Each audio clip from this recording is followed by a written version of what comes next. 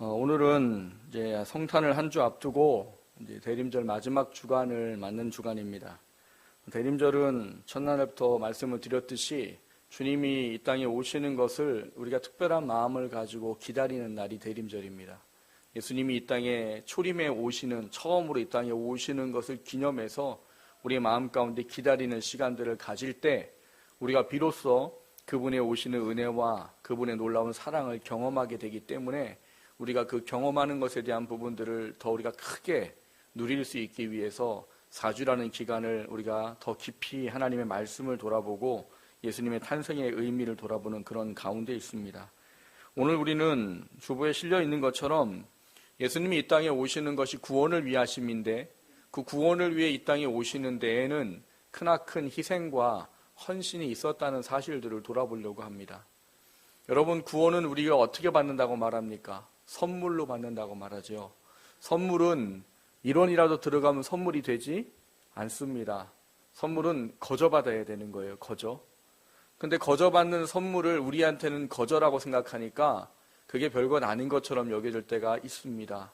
근데 여러분, 우리가 거저받는 게 값없이 주어지는 게 하찮고 별것 아닌 게 아니라 이 예수님이 오셔서 십자가에 죽는 그 과정들 속에는 엄청난 희생과 헌신의 사람이 있고 엄청난 희생과 헌신의 하나님의 죽으심의 이야기가 있습니다.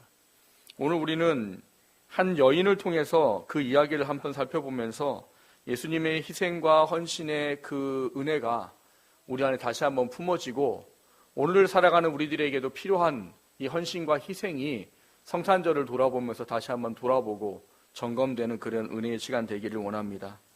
오늘 말씀을 통해서 정말 그 희생을 기억할 때 더 커지게 된 놀라운 은혜를 맛보는 우리가 되기를 주님의 이름으로 축원합니다. 첫 번째 나누려고 하는 것은 희생으로 이루어진 구원에 관한 겁니다. 여러분, 많은 사람들과의 관계 속에 살다 보면 무엇인가 선물을 받아본 기억이 있을 겁니다. 근데 그 선물이 다 똑같은 무게와 똑같은 소중함이냐 하면 그렇지 않습니다. 그냥 대충 주는 것 같으면 그걸 받은 사람은 그 선물을 어떻게 여겨요? 대충 여기지요. 그리고 이게 어디 있는지도 모르잖아요. 선물 받았는데 어느 날 보니까 장롱 밑에 들어가 있고 뭐 이러잖아요. 그런데 이 선물을 받았는데 이 선물이 얼마나 귀하게 값지게 줬는지 준 대상에 대한 어떤 그 값지고 귀한 걸 알면 이거를 어떻게 여기게 됩니까? 너무나 소중하고 너무나도 값지게 여기게 마련이에요. 그게 액수와 상관이 없어요. 액수나 어떤 좋은 거에 상관없이 이거를 준 사람의 그 정성과 그 사랑이 무엇인 줄 알면 여러분, 이것에 대해서 이 선물을 받아들이는 사람의 마음은 굉장히 그것에 소중함을 갖게 되고 귀한 것을 갖게 됩니다. 여러분들 영화 같은 데 보면은 우리가 보기엔 별거 아닌데 굉장히 사람들이 소중하게 여기는 거는 물건들 같은 것들이 있잖아요. 우리가 보면은 귀한 게 아닌데 근데 그 사람에게는 그게 굉장히 귀하고 값진, 그거를 잃어버리면 정말 모든 세상이 끝난 것처럼 여길 정도로 귀하게 값지게 여기는 것들을 보신 적이 있을 겁니다. 이유가 뭐예요? 그 관계 속에 주어지는 그 놀라움 때문입니다. 오늘 우리가 나누려고 하는 이 구원에 대한 예수님이 이 땅에 오심이 바로 그런 의미에 있습니다. 오늘날 많은 사람들이 예수님을 믿는다고 하지만 그분이 오심에 대해서 정말 간절히 소망함으로, 갈급함으로, 갈망함으로 기다리는 사람이 얼마나 있을까 돌아보는 것이 필요합니다. 그분이 이 땅에 오셔서 우리를 위해 이루신 구원이 얼마나 귀하고 값진 것인지에 대한 부분들을 반드시 돌아보는 것이 필요하다는 거예요. 왜냐하면 그 돌아봄이 없으면 여러분, 이 땅에 예수님이 오시고 그 과정에 놀라운 희생과 헌신이 있어도 그게 나한테는 크고 값지고 귀한 것이 되지 않기 때문입니다. 한 주간 여러분이 오늘 말씀을 돌아보면서 정말 나를 구원하기 위해 예수님이 오신 이 과정에 엄청난 희생과 엄청난 놀라움이 있었다는 사실들을 돌아보면서 예수님이 오심이 우리한테 귀하고 값진 것 될 수 있기를 원합니다. 오늘 우리가 읽은 본문에는 한 여인의 이야기가 나옵니다. 오늘 이 한 여인의 이름은 우리가 잘 알고 있듯이 마리아라는 여인이에요. 마리아는 예수님의 어머니입니다. 여러분, 예수님의 어머니인 마리아가 예수님을 잉태한다고 어려운 말로 말하면 수태고지, 너가 임신할 것이야, 잉태할 것이라는 것을 이 명령을 받을 때에 나이를 좀 돌아볼 필요가 있습니다. 여러분, 이스라엘은 결혼하는 게 세 가지의 단계로 되어져 있습니다. 요즘에는 약혼식 같은 거 잘 안 하는 것 같아요. 요즘 우리나라도 보면. 옛날에는 항상 뭘 해요? 약혼식을 하지요. 그리고 뭘 해요? 결혼식을 합니다. 근데 이스라엘은 결혼하기 전에 두 가지가 있습니다. 하나는 무엇인가 하면 약혼이에요. 우리처럼. 약혼은 누가 하느냐? 대부분 부모들끼리 합니다. 부모들끼리 나중에 너 아들, 너 딸이 크면 우리 둘이 결혼시키자. 약속을 부모들끼리 가문이 하는 거예요. 그러면 이 아이들의 어떤 의사와 상관없이 뭐가 되는 거예요? 결혼을 할 수 있는 게 됩니다. 그리고 나서 어떤 일정한 나이가 되면 정혼이라는 걸 합니다. 정혼. 결혼하고, 약혼하고 바로 결혼하는 게 아니라 이스라엘은 정혼이라는 단계가 있어요. 정혼. 정혼이라는 단계는 대부분 언제 하느냐? 12세에서 14세, 15세 정도에 합니다. 그러니까 12세에서 15세의 나이는 지금으로 따지면 초등학교 6학년부터 한 중학교 2학년 요 나이예요. 그래서 정혼을 하게 되면 이스라엘 사람들은 그때부터 부부로 이해를 합니다. 같이 살진 않아요. 결혼할 때까지 같이 살진 않지만 부부로 인정해서 아내와 남편으로 호칭을 부르게 되어져 있습니다.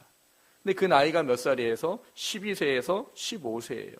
이때 일반적으로 이스라엘 사람들은 성인식을 합니다. 그래서 요즘에도 이 정통 유대인들은 성인식을 12세에서 14세 안에 합니다. 근데 조금 개혁적인 사람들은 그걸 반대하고 있다고는 하지만 아직까지는 이스라엘은 전통이 우선을 하고 있기 때문에 12세에서 13세, 14세에 성인식을 합니다. 그때 대부분 뭘 하느냐? 정혼이라는 걸 해요. 그리고 정혼을 하고 난 뒤에 1년이나 그 이상 되면 결혼을 하게 됩니다. 그러니까 결혼을 하게 되면 빨리 하면 몇 살에 할까요? 13세 할 수 있고요. 늦어도 15세나 6세에는 결혼을 하게 됩니다. 문제는 오늘 본문이 우리에게 가르쳐주는 게 뭐냐? 예수님의 어머니 마리아에게 천사 가브리엘이 나타나서 수태고지 너가 아들을 임신할 것이다, 잉태할 것이다 라고 말한 시기가 어떤 시기라는 거예요? 요셉이라는 하는 사람과 약혼한 처녀에게 이르니, 다른 성경에는 정혼했을 때라고 되어 있기도 합니다.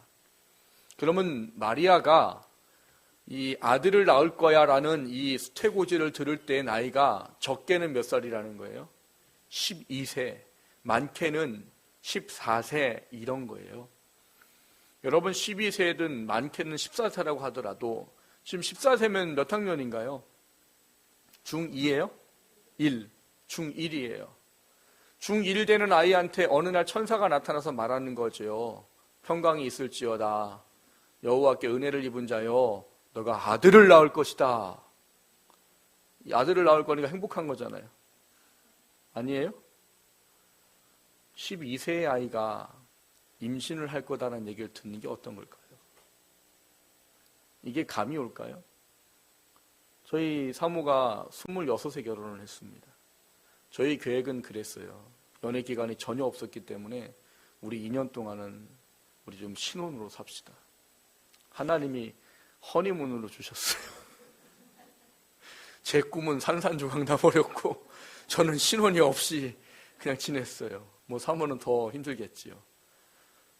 그날 뭘 했냐면 제가 이제 교육부서에 있으면서 교사 회의를 하고 있을 때였어요. 전화가 왔어요. 전도사님, 저희는 호칭이 전도사였어요. 결혼하고. 전도사님, 네, 그랬더니 임신한 것 같아요. 근데 그 말을 듣는 순간 머리에 뭐라고 할까요? 뭐 한 대 맞은 것처럼 하얘지면서 뭘 형언할 수 없는, 이건 기쁜 게 아니고 이거 어떡하지? 이런 마음이 들더라고요. 저는 그때 그나마 좀 나이가 많아서 31이었고 사모님은 26이었어요. 그러니까 26의 여자가 임신한다는 게 굉장히 아마 충격이었을 것 같기도 해요. 저 31인데 그 이야기를 들었을 때 저는 해가지고 아무것도 안 보이고 회의를 해야 되는데 그때 회의를 어떻게 했는지 기억이 안 나요. 그 집에 가서 나름대로는 축하해주고 싶었어요. 축하를 해줘야지.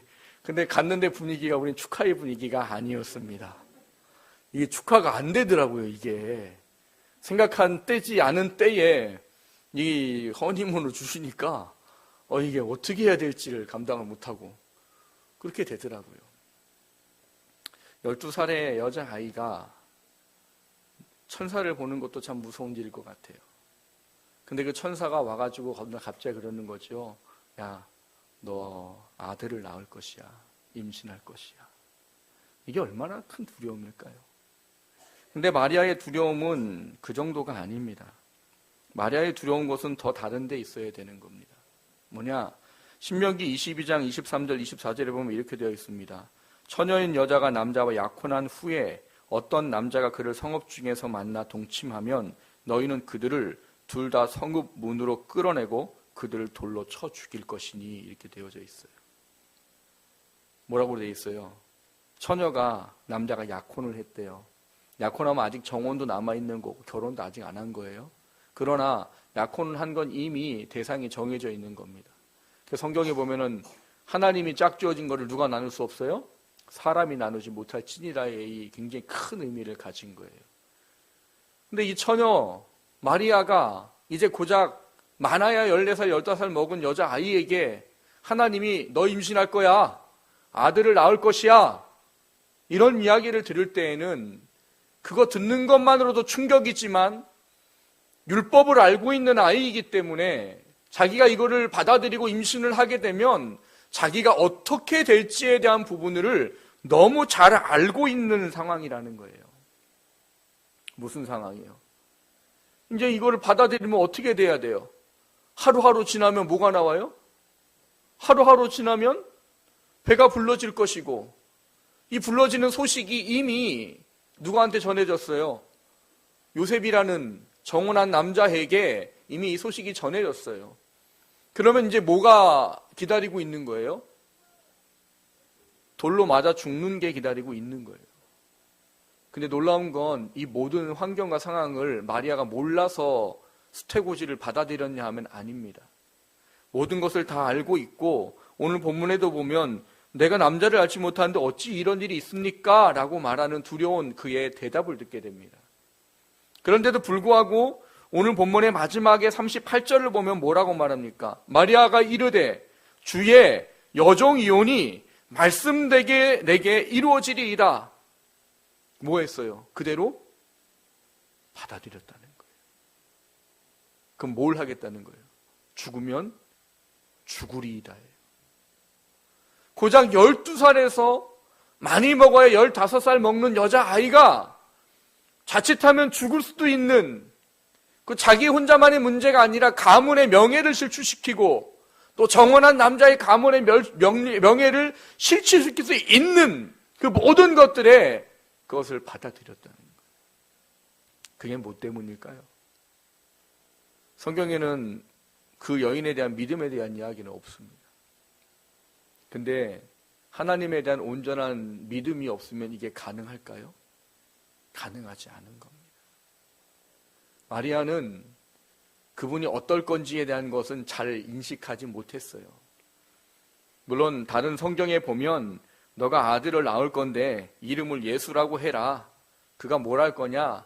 저들의 백성을 자기 죄에서 구원할 자이시다 라는 메시아라는 이야기를 듣기는 하지만 이 어린 나이에 이 아이가 이걸 듣는다는 게 무슨 의미가 있을까 싶습니다. 그러나 마리아는 뭘 했다는 거예요? 그것을 온전히 받아들였고 온전히 희생으로 순종했다는 겁니다. 또 한 사람이 있습니다. 누구냐? 마리아의 남편인 요셉이에요.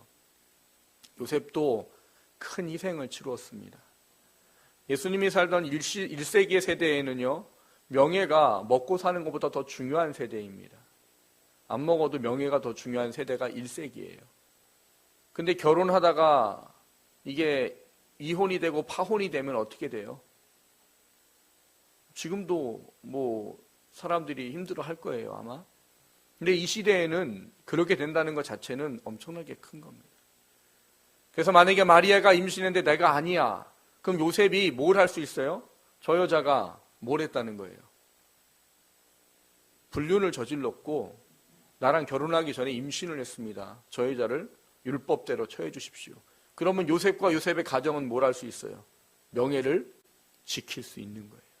왜? 우리는 지키려고 했지만 저 여자가, 저 가정이 그랬기 때문에 우리랑 상관이 없어.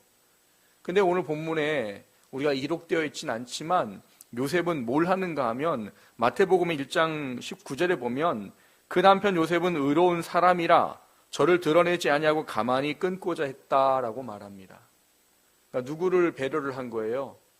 마리아라는 한 여인을 배려를 했고 그 가정의 어떤 명예를 배려를 했던 겁니다. 그래서 어떻게 하게 되냐, 그냥 조용히 아무 일도 없었던 것처럼 그냥 파혼이면 파혼, 뭐 이혼이면 이혼, 그냥 그렇게 하기를 원했던 거지요. 근데 그러려고 하는 요셉에게 하나님의 사자가 나타나서 뭘 말해요? 너 아내 데려오기를 무서워하지 말아라. 그 아이에게 임신된 아들은 하나님이 이 땅을 구원하기 위해 보내신 메시아다. 그 이야기를 전해 들었을 때 요셉은 동일하게 뭘 합니까? 마리아처럼 그것을 받아들이죠. 받아들여서 마리아를 집에 데리고 옵니다. 결혼을 하지요. 그 성경에 보면 출산할 때까지 마리아와 동침하지 아니했다라고 말합니다. 그리고 또 한 가지의 희생과 헌신은 무엇입니까?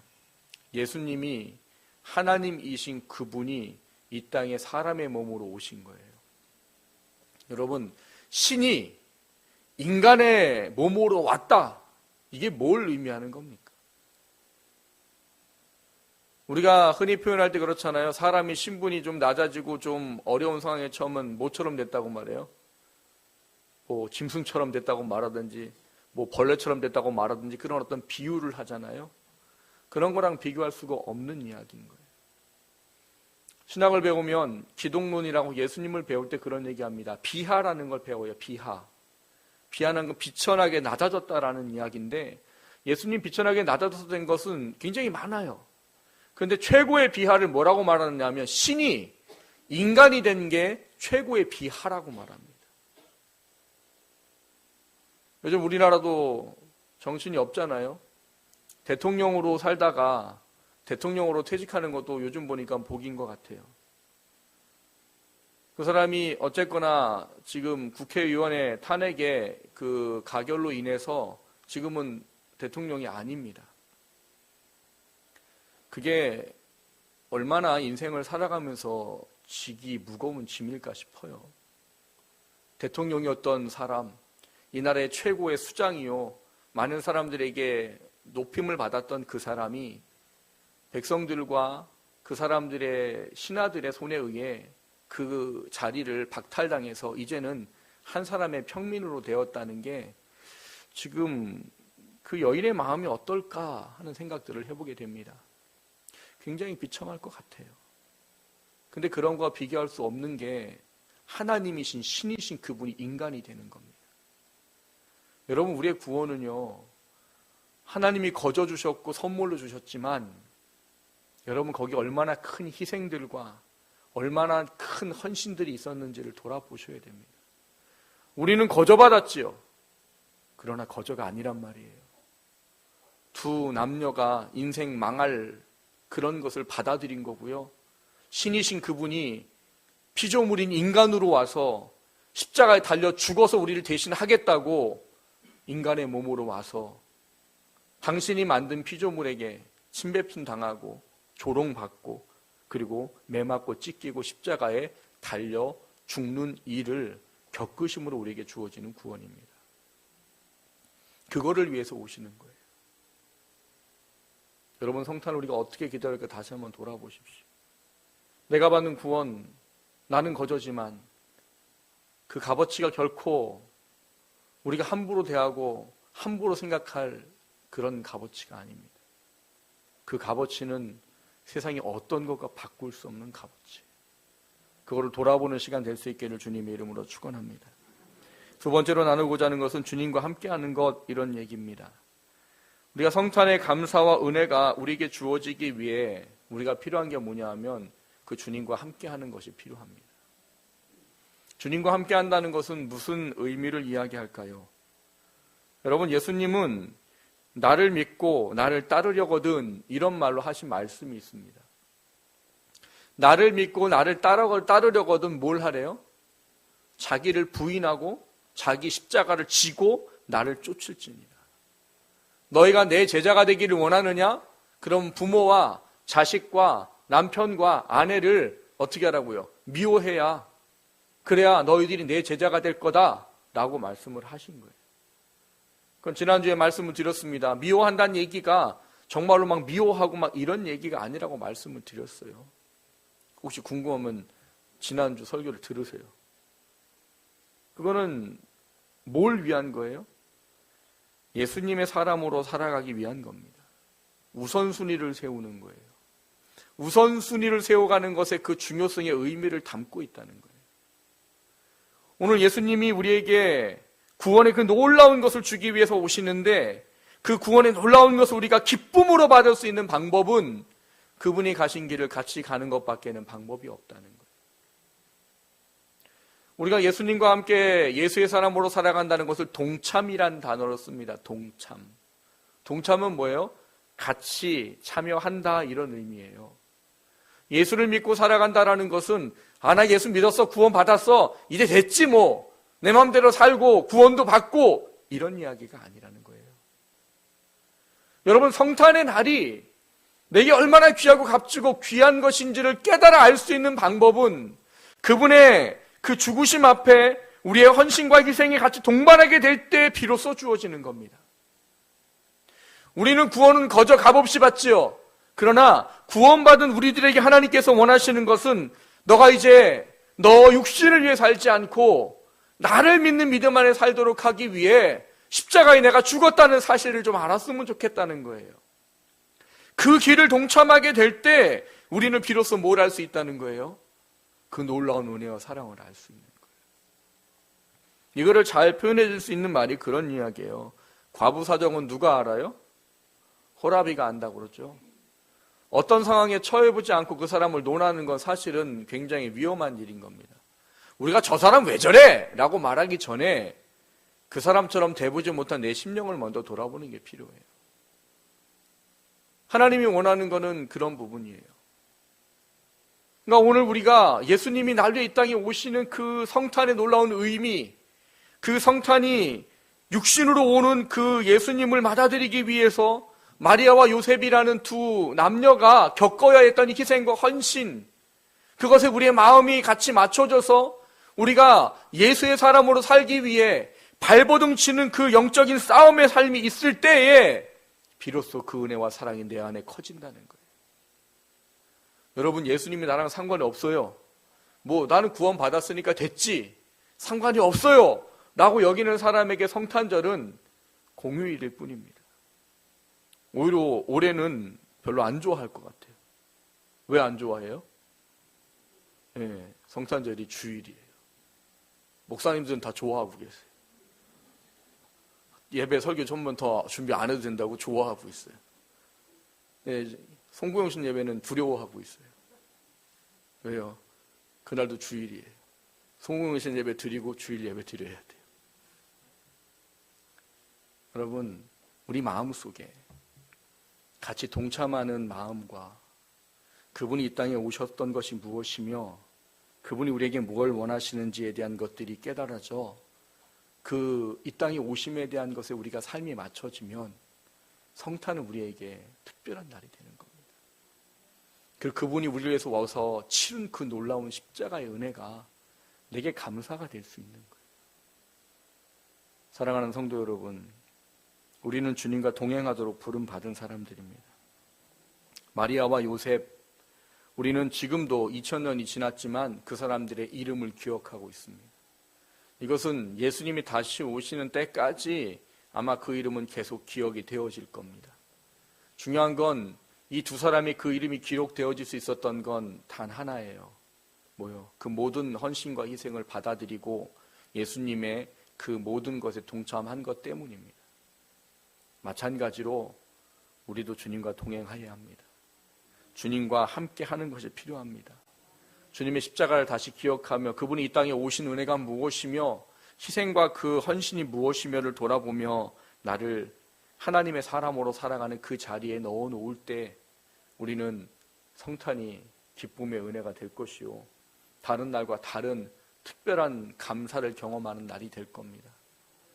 주님과 상관없는 성탄에 기다림이 되지 않기를 주님의 이름으로 부탁합니다. 주님의 성탄을 우리가 기쁨으로 받을 수 있는 기다림이 있기를 원합니다. 마리아와 요셉같이는 아니어도 우리가 적어도 한 주만이라도, 남은 한 주간이라도 주님의 그 은혜와 사랑을 기억하며 날마다 감사를 고백하는 우리가 되기를 주님의 이름으로 축원합니다. 날마다 그분이 오심을 찬양할 수 있는 한 주가 될 수 있기를 주님의 이름으로 축원합니다. 그걸 통해 성탄의 날이 다른 어떤 것보다 귀하고 감사한 그런 우리의 삶이 될 수 있게 되기를 주님의 이름으로 축원합니다.